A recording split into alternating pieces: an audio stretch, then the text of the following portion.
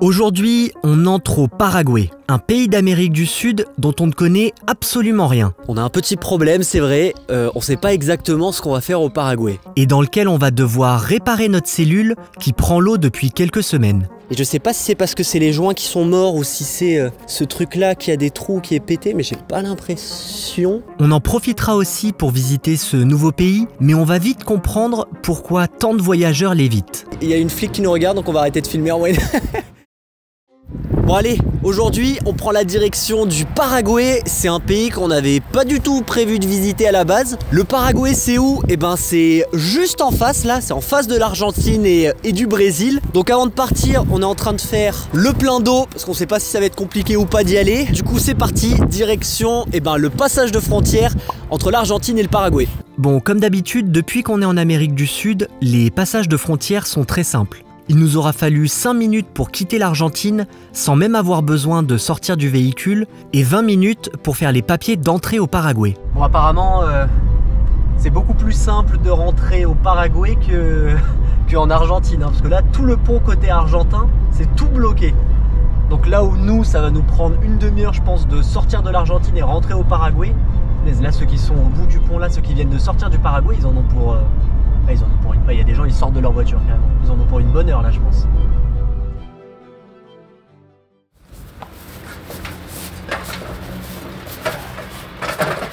Bon, aujourd'hui, ça va être journée grand bricolage. Parce que c'est une des premières fois depuis très longtemps qu'il va faire grand soleil toute la journée et surtout très peu d'humidité. Et en fait on a des petits problèmes de joints parce que ça fait les joints on les avait refaits avant de partir, mais du coup ça remonte à il y a plus de 2 ans. Et ça fait un moment que je voulais repasser un petit coup de joint extérieur sur les vitres et surtout sur ce qu'il y a aussi au-dessus de la cellule. Mais dernièrement soit il pleuvait, soit c'était ultra humide et je me disais que ça allait jamais sécher. Et aujourd'hui c'est la première fois où ça a l'air d'être pas trop mal. Donc l'idée, c'est ce que j'aimerais faire, c'est refaire les joints du truc de la douche parce qu'on a déjà eu un peu d'eau qui coulait. Et je sais pas si c'est parce que c'est les joints qui sont morts ou si c'est ce truc là qui a des trous, qui est pété, mais j'ai pas l'impression. Et surtout refaire aussi les joints de toutes les fenêtres. Attention, je descends. Bon alors on va pas faire ça, on n'est pas des experts, hein, on va faire ça à notre manière. Mais normalement j'avais, je sais pas si ça va encore marcher, hein, c'est un peu vieux, mais j'avais un produit là pour enlever le silicone et les joints extérieurs qui ont un peu pourri. Donc je vais essayer d'appliquer ça. Et ensuite, quand on était en Argentine, on avait racheté truc là, Fisher, pour refaire des joints et l'isolation extérieure des fenêtres et tout. Donc on va utiliser ça aussi. Donc ça va être mon objectif là de ce matin, parce que le soleil là il est bien haut dans le ciel, c'est parfait. Donc de refaire tous les joints de ce qu'il y a un petit peu autour. En plus, chose exceptionnelle dans ce camping, on a quand même une énorme échelle. Et en fait c'est ça le problème, c'est que souvent j'avais aucun moyen d'atteindre le haut de la cellule. Là c'est la première fois où je peux atteindre le haut de la cellule, donc je suis très content. Donc je vais retirer les joints pourris et on va refaire les joints un peu des fenêtres et tout ça. Bon, je sais que ce qu'on va faire là c'est pas idéal, hein, mais l'idée c'est juste avec ça et le petit produit pour retirer les joints un peu plus facilement. Les retirer un peu la couche noire là qui est un peu merdique et comme ça après je pourrais les remplacer. J'espère que ça fera quelque chose. On va voir ça. Ouais, c'est parti. A few moments later. Bon, c'est clairement pas parfait, mais j'ai fait tous les trucs un peu en haut là qui pouvaient prendre où il y avait des joints. J'ai fait les 2 fenêtres sur le côté, la petite fenêtre sur la chambre. Donc normalement on devrait être bon pour les 2 prochaines années. Alors c'est sûr, faut pas regarder les finitions, hein. De toute façon vous le savez, nous on est plus pour faire... Le tout c'est que ça fonctionne, si c'est pas très beau c'est pas grave. Là je regarde. Donc on verra. Parce que là la fenêtre, en fait la fenêtre de la douche, quand il y avait vraiment des très grosses pluies, et on avait des petites gouttes d'eau.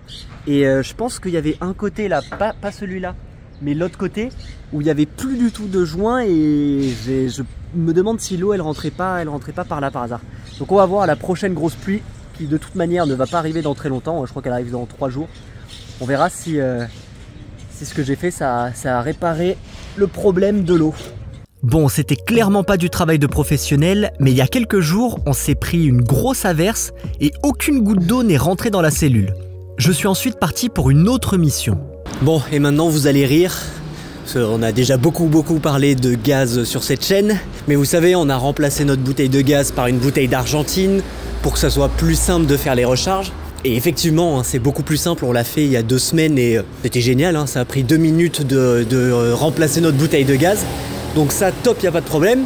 Sauf que le problème qu'on a maintenant, c'est que dernièrement on a décidé qu'on allait aller passer un petit peu de temps au Brésil. Et au début on pensait que ça allait être juste histoire d'une semaine ou deux.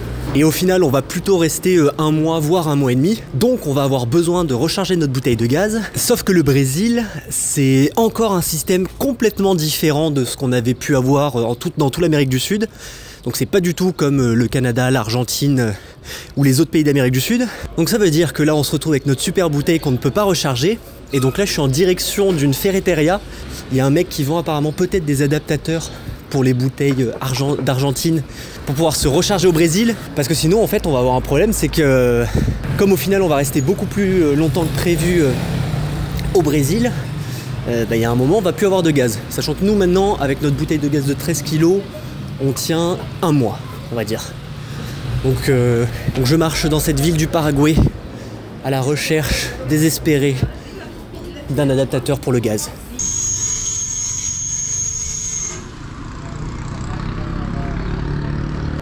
Una pregunta, usted vive en una casa rodante y tengo una botella de gas, es una botella de gas de Argentina y en 2 semanas vamos a Brasil y amigos dime que en Brasil necesito un adaptador para poder cargar. Sí, para cargar. ¿Tú tengo? Ah, sí, perfecto. One eternity later.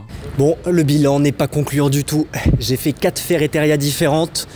Alors déjà ils m'ont pas tous dit la même chose, il y en a ils m'ont dit que pour les bouteilles d'Argentine on n'avait pas de problème et qu'on pourrait le recharger au Brésil. Il y en a ils m'ont dit qu'il fallait un adaptateur mais que eux ils avaient pas ça. Donc non, ça sera un peu la surprise. Est-ce qu'on pourra ou pas la recharger? On verra ça, je pense qu'on verra ça au Brésil du coup. On a ensuite repris la route pour aller faire une des attractions principales du Paraguay. Bon, et un des premiers trucs à faire en arrivant au Paraguay, et c'est d'ailleurs juste à la frontière entre le Paraguay et l'Argentine, c'est... On se met déjà. La mission jésuite de Trinidad. C'est la mission jésuite de Trinidad. Mais c'est pas moi qui vais vous expliquer tout ça et je vais laisser le micro à Ambrine. Donc on est dans une des 7 missions jésuites qui ont été classées au patrimoine mondial de l'UNESCO. Celle-ci c'était en 1993. Cette mission elle a été construite en 1706 et l'ensemble des missions qui sont réparties entre le Paraguay, le Brésil et l'Argentine, elles ont été construites entre le 17 et le 18e siècle. Donc les missions jésuites avaient pour objectif d'évangéliser la population locale, les indigènes.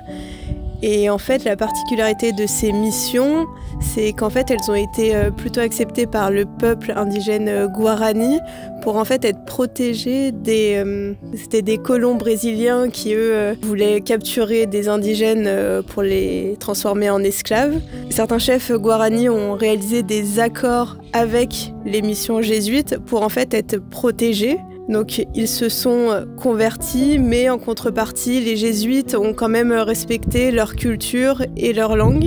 Les missions jésuites, à ce que j'ai lu, ont en tout rassemblé, il me semble, jusqu'à 140 000 personnes. Et après, elles ont décliné autour de 1769, quand les jésuites, en fait, ont été expulsés par l'Espagne de cette région. Voilà. Bon allez, jour 3 au Paraguay, on s'est trouvé un super bel endroit là pour passer quelques jours.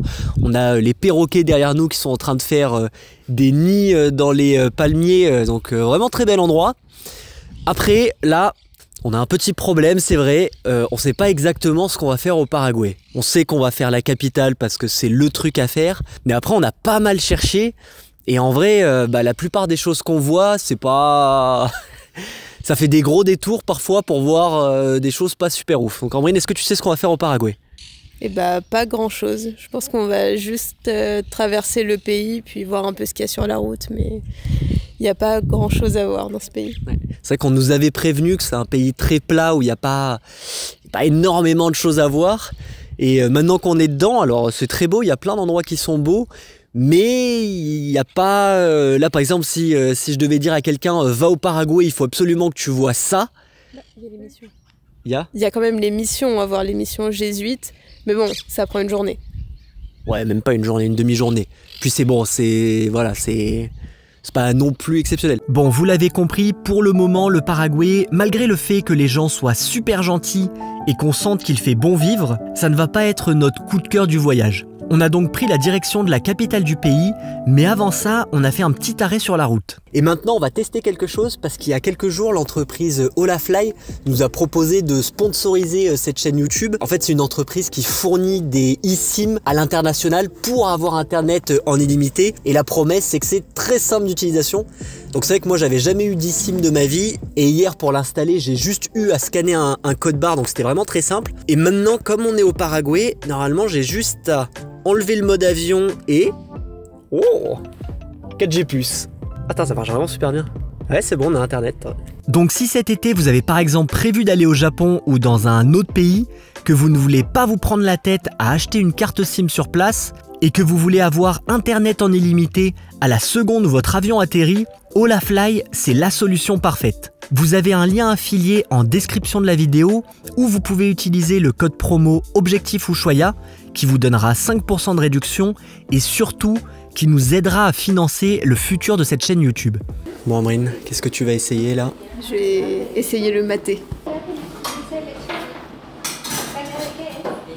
Ah ouais. Qu'est-ce qu'il y a? C'est fort en goût. Mais ça fait penser à quoi? Bah ça fait penser à du thé mais en puissant. Ouais. Ouais. Ouais, c'est particulier. Enfin, c'est... Mais est-ce que ça a le même effet que le thé? Ça, je sais pas du tout, Oui, par je contre. crois que c'est énergisant. Ouais, c'est particulier quand même. Je pense que je préfère le thé au maté. Le maté, c'est peut-être encore un peu trop... Faut peut-être en boire un petit peu pour s'y habituer, parce que là, c'est un peu... C'est fort en goût, on va dire. Grâce à cette dose d'énergie que nous a donné le maté, on a décidé de rouler toute la journée pour se rendre à Asunción, la capitale du Paraguay. Bon, c'est bon, on vient d'arriver dans la capitale à Asunción. Ça aura pris quand même du temps, on a mis combien de temps? Presque 7 heures, je crois. C'était assez long. Et là, ce soir, du coup, on va faire un truc qu'on fait pas souvent, mais qu'on a quand même pas mal fait pendant ce voyage. C'est qu'on va essayer d'aller au cinéma. Je pense qu'on est quand même parmi les voyageurs qui vont le plus au cinéma pendant notre voyage. Et ce soir, on dort dans un endroit où normalement, on est sûr qu'il n'y aura pas de problème avec le van, vu qu'on est juste... Oh, un chien. Non, c'est pas lui qui va surveiller le van. Mais on dort juste en face, on va vous le montrer après. En fait, on dort juste en face de la police touristica et il y a plein d'autres vannes et de véhicules, donc il y a plein de trucs. Donc au moins, on est sûr qu'il n'y aura pas de problème. Donc là, on a pris notre petit taxi, il y a une flic qui nous regarde, donc on va arrêter de filmer en moyenne. Pour aller au cinéma, on est allé dans un centre commercial qui est d'ailleurs considéré comme une des attractions principales de la capitale. Bon, c'est bon, on a trouvé le cinéma. Pas très cher au Paraguay le cinéma parce que 2 places, du coup, on en a pour moins de 10 €. On a pour 8 € à peu près. Et je pense que c'est un gros cinéma, hein, donc ça va être des belles salles. Et on va aller voir Bad Boys du coup. Mais par contre, ça fait très bizarre d'être dans un centre commercial comme ça. Ça fait très luxueux, très riche. Et ensuite, on a mangé dans un endroit typique du Paraguay et qu'on retrouve aussi beaucoup au Brésil, un buffet dans lequel le prix dépend uniquement du poids de votre assiette.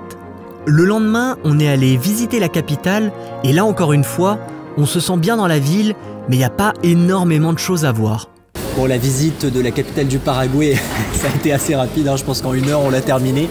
Il n'y a pas énormément de trucs à voir. Par contre, on a trouvé, c'est Ambrine qui a trouvé ça, elle a trouvé apparemment le resto typique de la capitale. C'est vrai qu'il n'y a que des locaux.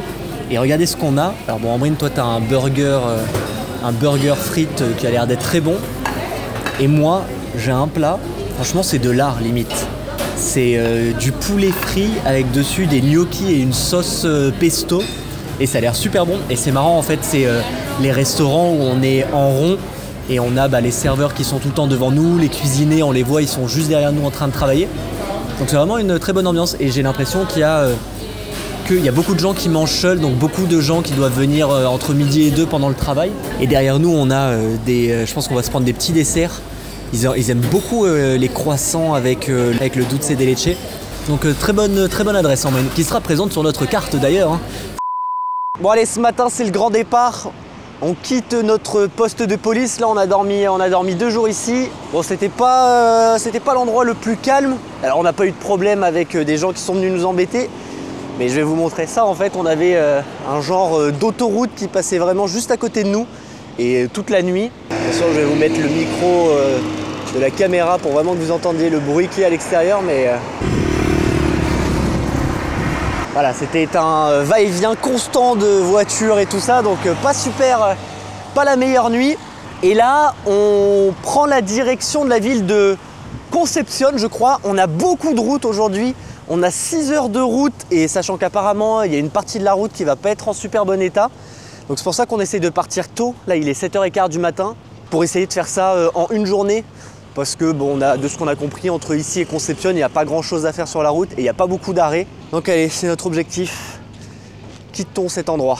Mais ça, vous le verrez dans le prochain épisode. Merci d'avoir regardé cette vidéo. N'oubliez pas d'utiliser le code promo Objectif Ushuaïa si vous utilisez Olafly. Et à la semaine prochaine. Ciao!